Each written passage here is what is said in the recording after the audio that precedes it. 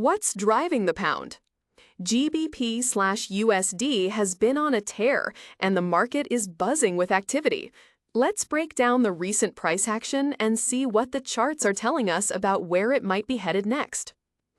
Looking at the market pulse, the feeling around GBPUSD is overwhelmingly bullish.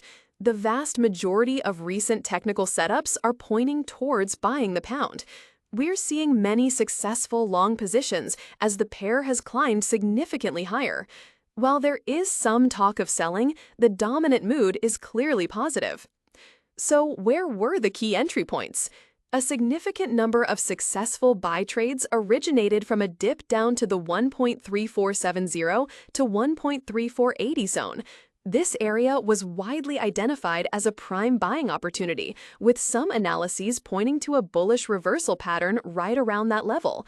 Following this dip, the price surged upwards, breaking through several minor resistance levels. The main target for many of these buy trades was the area between 1.3510 and 1.3525. This level acted as a magnet for price and a popular spot to take profits. Now, the market is at a critical juncture. The price is currently testing this key resistance around 1.3525.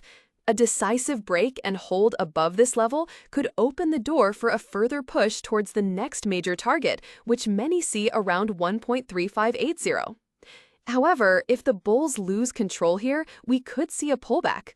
The first level of support to watch on the downside would be the 1.3460 area. A failure to hold that could signal a deeper retracement. To summarize the key takeaways, the dominant sentiment is bullish for GBPUSD. Key buying opportunities were spotted and taken around the 1.3470 to 1.3480 support zone.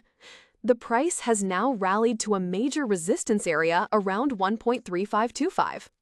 The strong upward move has been very profitable for bulls, but the pair is now at a make-or-break level.